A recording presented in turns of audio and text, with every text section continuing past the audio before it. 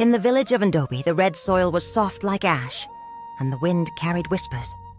But one name always stirred laughter among the young girls. Efua. She was the barefoot girl, the one with cracked heels and dusty legs, the one whose feet looked like they had never touched a shoe in her life. Efua lived in the smallest hut by the edge of the village. Her parents had died in a sickness when she was just 5, and she was left in the care of her father's sister, Mama Ojine, a bitter woman with hands like iron and a tongue that cut deeper than any knife. Every morning before sunrise, Efua would wake up, tie her wrapper, and carry a heavy basin to the river. She washed clothes for people in the village, not because she was kind, but because Mama Ojine demanded it. No work, no food. Mama Ojine would snap. "You are not my daughter. You are a mouth I was forced to feed." Efua nodded. She was used to hearing that, but even she couldn't get used to the pain of walking barefoot on hot sand and stones every single day. One afternoon, as she returned from the river with wet clothes dripping behind her, the girls of the village were gathered near the mango tree. They saw her and started laughing instantly. "Here she comes," shouted Adise, the chief's proud daughter, dressed in silk with shiny beads on her ankles. "Cover your nose, oh. Efua's feet might be carrying river worms." Another girl screamed. "Look at her toes, black like roasted yam," laughed Ngozi, slapping her thighs. Efua lowered her head and walked faster, trying to hide her feet in the folds of her wrapper. But the girls followed her, clapping their hands, mocking her loudly. One girl even threw sand at her ankles. Efua didn't say a word. She kept walking, but her heart thudded in her chest like thunder, and her eyes stung. That night, she sat by the hut, scrubbing her cracked feet with water from a broken calabash. She looked up at the sky. "Why me?" she whispered. "Why must I suffer just because I have no shoes?" The stars didn't answer, but the next morning, fate did. A messenger arrived in the village riding a horse with golden beads and carrying a staff made of lion bone. He stood in the center of the market and called out, "Hear this, people of Ndobi. King Obadele, ruler of 3 kingdoms, is searching for a bride." The villagers gasped. "But he has set a strange condition," the messenger continued. "He seeks not beauty or wealth. He seeks a woman with bare feet that know the earth." The market exploded with noise. What foolish test is this? What do dirty feet have to do with marriage? But Efua froze. Her heart skipped. She looked down at her feet, cracked, dusty, and forgotten. Could they finally mean something? The real story behind the king's strange condition was not known to many.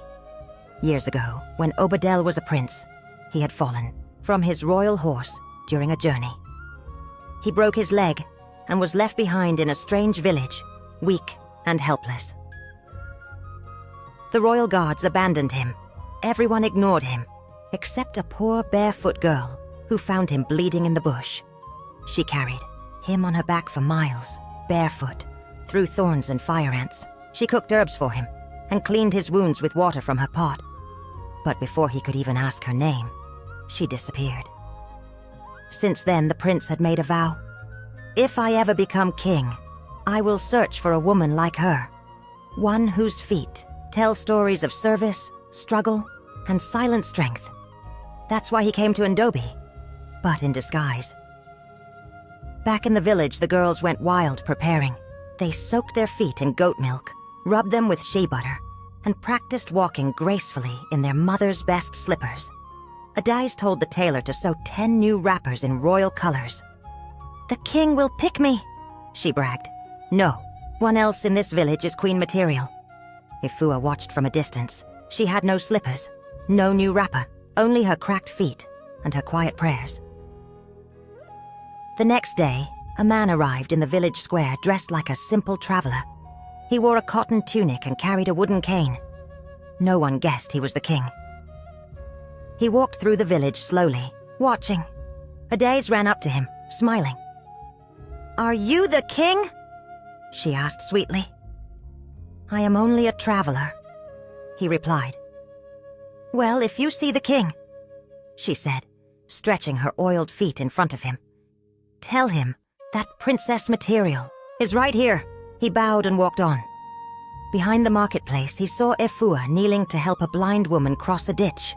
Her feet were muddy, her dress wet, but her voice was soft and kind. He stopped and watched. Later that evening, he saw her again, washing, clothes at the river, barefoot and focused. That night, the traveler sat under a tree with his royal advisor. "I have found her," he said. The next morning, the king revealed his identity in the village square. He stood tall, dressed in gold robes, with guards behind him. Gasps filled the air. Adise pushed forward quickly, flashing her smile. "Welcome, your majesty. We've been waiting." But the king raised his hand. "I came not for wealth or faces. I came for feet that walked through fire and still served others." Then he looked past the crowd and pointed to Efua. "You, come here." Efua trembled. "Me?" "Yes," he said, walking down the steps. "Show me your feet." The crowd laughed. "Her feet!" Adise shouted. "She doesn't even own sandals." Efua stepped forward slowly. The crowd grew silent. The king knelt and gently touched her cracked heel. "These feet," he said, "tell the story of a queen. The village of Nadobi was boiling with gossip. Did you hear?" The king touched Efua's foot. "A barefoot girl. How can that be?" Some laughed in disbelief. Others whispered, "Maybe she used a charm." But Efua didn't say a word. She didn't know how to feel. Confused, scared, and unsure, she sat outside Mama Ojean's hut, quietly washing cassava. Mama Ojean stormed out, her hands on her hips. "So now you think you're better than us?" "No, Auntie," Efua replied softly. "You've brought shame to this house. Everyone is talking. If he leaves you, don't come crawling back here." Efua didn't answer. Her heart was already too full. That night she lay awake staring at the stars through the thatched roof. "Why me?" she whispered. "What does the king see in a girl like me?" No answer came, just the distant sound of drums. The next day, the palace announced, "King Obadele will return to Ndobi in 3 days to make his final choice." That one sentence sent the village into chaos. Later that afternoon, Elder Kato spilled hot palm oil on the main path. A test. The thick oil glistened in the sun, dangerous and sticky. One by one, people avoided it. Adise passed with her sandals raised high, fanning herself with pride. "Disgusting," she muttered. "This path should be swept better." But then came Efua. She was carrying a small bowl of water and had just returned from washing yam peels for an old widow. She saw the spill, paused, looked around, and without a word, bent down. With her own wrapper, she cleaned the mess. A merchant nearby asked, "Why clean what isn't yours?" Efua smiled. "Because someone might fall." Duma, hiding behind a tree, looked at the king and whispered. "She didn't even hesitate." Obadele nodded. "She's not wearing gold, but her heart shines." The next day arrived. The king entered in full regalia, gold crown, lion-shaped staff, and a robe stitched with the colors of sunrise. He raised his staff. The crowd went quiet. "I have traveled to many villages," he said. "I have met girls of beauty, grace, and wealth. But I came looking for something different." Adise smiled, standing front and center. She whispered, "Watch. He'll call me now?" But the king continued. "I searched for a girl whose feet knew pain, feet that walked the hard road, not the easy one." Murmurs spread. "I found her here," he said. "And she is none other than..." He turned. Everyone turned with him. "Efua," he said. The village gasped. Some blinked in shock. Others shouted in disbelief. "Efua?" Adise stepped forward, eyes blazing. "She's a commoner, a maid. How can you choose her?" Adise laughed bitterly. "You're making a mistake," the king replied. "No, I'm correcting one." The crowd shifted. Some villagers clapped slowly. A woman in the back shouted, She helped me when no one else would," a young boy called out. "She fixed my mother's broken pot." Mama Ogene pushed through the crowd, looking embarrassed. She's from my house," she stammered. "I taught her everything." Efua turned and faced her aunt, her voice calm. "You taught me how to survive, but the streets taught me kindness." The crowd erupted with gasps. The king placed a royal cloth on the dusty ground. "Efua," he said, "will you walk with me, not just to the palace, but through life?" Efua looked around. People who once laughed now stood in silence. She took a breath and stepped forward. With each step, dust rose. The same dust that once stained her feet now crowned her path. In the palace, Efua was welcomed with drums and songs. Servants bathed her feet in milk and oils. Her cracked skin softened. Her nails were painted gold. When Efua walked into the throne room, she stood tall. The king turned to her. "I chose you because of your heart. You never needed a crown to be a queen." She smiled. "But I'll wear it proudly, for all the girls with dusty feet." That evening, the king called for a small gathering in the garden. Elders, noble women, and servants gathered around. Efua sat beside him, nervous. He held her hand gently and said, "This is not a celebration of beauty. This is a celebration of character." The elders nodded. The women stayed silent. They had never seen a queen like this. No necklace, no rings.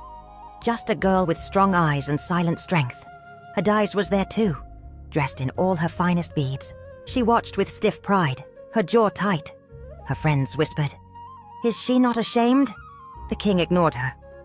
But Adise said nothing. Not yet. The king stood and raised his hand. "In this kingdom, we are starting a new tradition. We will no longer choose by birth or background, but by heart." He turned to Efua. "And the heart of this girl is purer than gold." Everyone clapped. Efua tried to smile, but she felt overwhelmed. She slipped away quietly and went into the garden alone. She sat under the large Iroko tree and took off her royal slippers. The ground beneath was warm, familiar, comforting. As she touched her feet to the earth, a voice said behind her, "So you still like dirt?" It was Adise Efua, turned slowly. "It's not dirt. It's where I come from." Adise crossed her arms. "Do you think wearing silk makes you better?" "No," Efua replied calmly. "I never thought I was better. I just never thought I was less." Adise's voice shook. "You embarrassed me. You made me feel small." Efua looked at her gently. "I didn't make you feel small, Adise. Your pride did that." Adise opened her mouth to argue, but her voice cracked. "I had everything, and yet, he didn't choose me." Efua stepped closer. "Then maybe it's time to ask why you needed to be chosen at all?" Silence fell. Then something unexpected happened. Adise's eyes filled with tears. "I don't even know who I am without the praise, without the attention." Efua took her hand. "Then let's find out. Not in gold, not in mirrors, but in truth." The next morning, Efua made a strange request. She asked the king to visit her old village one more time before the coronation. The king agreed. They arrived without warning. Children ran to see the golden carriage. Drums beat. But many villagers looked down, ashamed of how they once treated her. Mama Ogene stood near her hut, nervously straightening her wrapper. Efua walked up to her slowly. The woman tried to smile. "Efua, my daughter?" "I'm not your daughter," Efua said firmly, but without anger. "But I'm not your enemy either." Mama Ogene swallowed hard. "I was cruel. I was wrong. I didn't think you'd survive, let alone become a queen." Efua nodded. "You didn't believe in me, but I believed in myself." She looked around at the crowd. "You all called me names, laughed at my feet. But it was those same feet that brought me to the king." An old man in the crowd stepped forward. "What do you want from us now, Your Highness?" Efua took a deep breath.